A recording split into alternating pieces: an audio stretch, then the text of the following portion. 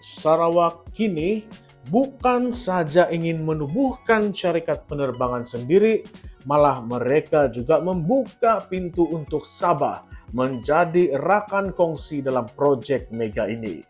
Ya, Borneo, syarikat penerbangan milik penuh Kerajaan Sarawak yang dijangka mula beroperasi pada tahun 2026. Tetapi di sebalik pengumuman ini, ada cerita-cerita kontroversi. Ada juga persoalan besar yang rakyat Sabah dan Sarawak patut tanya. Jadi, mari kita bongkar sama-sama dalam video kali ini.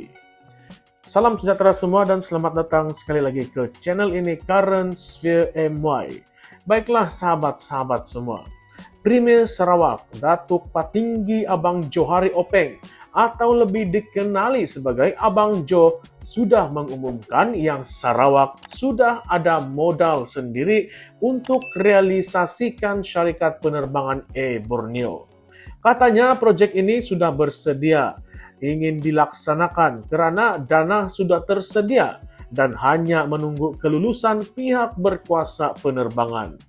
Borneo ini sebenarnya adalah rebranding daripada Maswings, sebuah syarikat penerbangan serantau yang dulunya dimiliki oleh Malaysia Airlines, tetapi sekarang Sarawak sudah mengambil alih dengan tujuan yang lebih besar.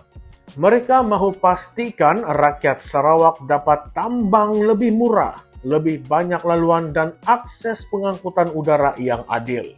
Sebab kita tahu kan, di Borneo ini banyak kawasan hanya boleh diakses melalui udara. Yang jadi panasnya apabila Abang Jo sendiri kata yang dia sudah pun maklumkan kepada TYT Sabah dan beberapa pemimpin negeri Sabah bahwa Sarawak terbuka untuk kongsi pemilikan Borneo dengan Sabah asalkan Sabah sanggup melabur. Tetapi apa respon Sabah?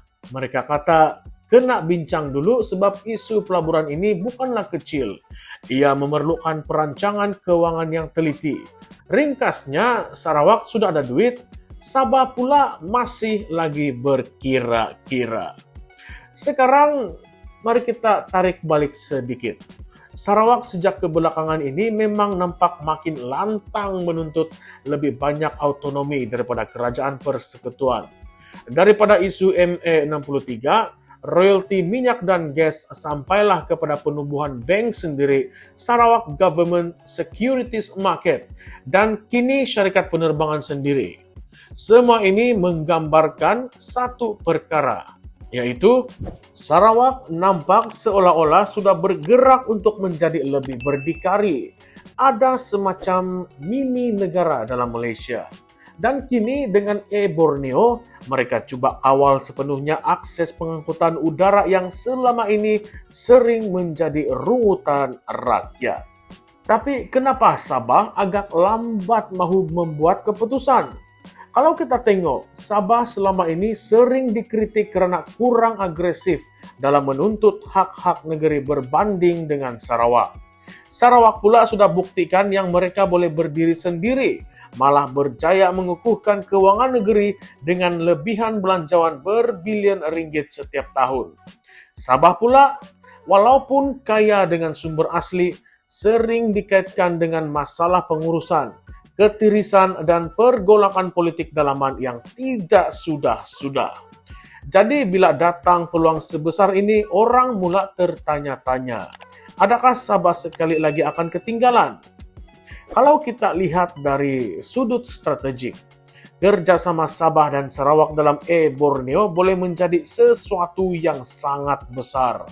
Bayangkan, dua negeri terbesar di Borneo bergabung untuk menguasai ruang udara. Mereka boleh kawal harga tiket, buka laluan penerbangan yang selama ini dimonopoli oleh syarikat besar seperti AirAsia dan juga MAS. Dan yang lebih penting, mereka boleh tentukan dasar pengangkutan udara tanpa perlu terlalu bergantung kepada Putrajaya. Ini bukan saja soal penerbangan, ini juga adalah soal kuasa ekonomi dan juga politik. Tetapi di sini juga datang persoalan yang kontroversi. Adakah langkah Sarawak ini boleh dianggap sebagai satu bentuk pemisahan halus daripada kerajaan pusat. Maksud saya, bila satu negeri ini menubuhkan bank sendiri, menubuhkan syarikat penerbangan sendiri, ataupun ada budget sendiri yang surplus, bukankah ini menggambarkan mereka semakin kurang bergantung pada Kuala Lumpur? Kalau kita jujur, ramai di kalangan rakyat Sarawak memang rasa mereka dipinggirkan selama ini. Projek mega banyak tertumpu di Semenanjung, sementara Borneo terpaksa bergantung kepada syarikat penerbangan sedia ada yang sering charge harga tiket sangat melampau. Jadi bila Sarawak mengambil langkah ini, sebenarnya mereka sedang menghantar satu message yang sangat kuat. Mereka berkata, kami boleh urus diri sendiri. Persoalan panasnya sekarang di mana kedudukan Sabah pula dalam cerita ini. Kalau Sabah masuk sebagai rakan kongsi, ini boleh menjadi satu kuasa baru yang sangat dominan. Tetapi kalau Sabah lambat bertindak, mereka mungkin sekadar menjadi penumpang kepada inisiatif Sarawak. Satu perkara lagi yang lebih menarik, bila Borneo dilancarkan nanti dengan tambang lebih murah, bagaimana pula nasib syarikat-syarikat penerbangan komersial yang lain? Adakah mereka akan tekan balik Sarawak melalui dasar persekutuan? Atau adakah ini akan menjadi game changer yang betul-betul memihak kepada rakyat? Sekarang mari kita bincang tentang satu lagi persoalan kontroversi yang sepatutnya kita kena renungkan bersama. Adakah ini sebenarnya permulaan kepada Sarawak membina asas untuk lebih berdikari daripada Malaysia? Sementara Sabah, Sabahku, masih lagi ragu-ragu untuk mengikut langkah yang sama. Kita tahu, tuntutan MA63 masih belum selesai sepenuhnya. Sabah dan Sarawak masih menuntut hak mereka dari segi hasil minyak dan gas, cukai lagi, serta pembangunan infrastruktur, itu jangan kita lupa. Kalau Sarawak sudah berjaya membuktikan yang mereka boleh buat sendiri, adakah Sabah akan terus menjadi negeri bergantung harap? Ataupun mereka seharusnya berani mengambil risiko untuk sama-sama melonjakkan kuasa Borneo? Kalau dilihat dari sisi rakyat, langkah Sarawak ini memang dialu-alukan sebab ia membawa manfaat terus. Tiket murah, lebih banyak penerbangan, ekonomi pelancongan yang lebih rancak, tetapi dari sudut politik ia membuka ruang kepada pergeseran baru. Adakah kerajaan pusat akan rasa tercabar dengan pengaruh Sarawak yang makin meluas? Adakah Sabah akan sekali lagi dikritik kerana lambat membuat keputusan dan akhirnya hanya akan jadi pemerhati? Inilah dilema sebenar. Satu pihak sedang marak laju, satu pihak lagi masih lagi fikir-fikir. Dan kita semua tahu dalam politik ini siapa cepat dialah yang dapat.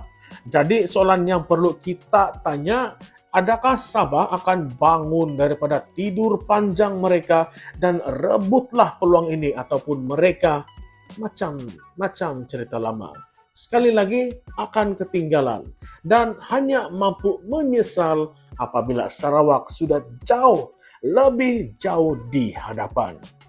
Kalau Anda perasan, cerita Borneo ini bukan sekadar pasal kapal terbang.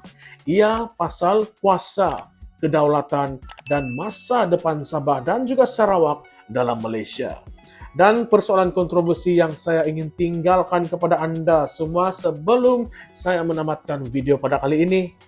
Adakah ini satu tanda yang jelas bahwa Sarawak sudah mula membina negara dalam negara? Dan kalau betul, adakah Sabah sanggup ikut jejak yang sama atau mereka akan terus selesa dalam bayang-bayang Kuala Lumpur? Baiklah kawan-kawan, terima kasih kerana menonton. Jangan lupa untuk tinggalkan komen Anda di ruangan komen di bawah. Patutkah Sabah terus tunggu dan lihat atau berani bersama Sarawak dalam revolusi Borneo ini? Jangan lupa untuk like, share, dan subscribe untuk lebih banyak pendedahan kontroversi seperti ini. Kita jumpa lagi dalam konten yang seterusnya di mana kita akan bongkar lagi cerita-cerita politik dan kuasa yang media arus perdana mungkin jarang mau dedahkan. Baiklah semua, salam sejahtera, salam perjuangan, dan salam reformasi. Jumpa lagi di dalam konten yang seterusnya. Sekian saja. Terima kasih.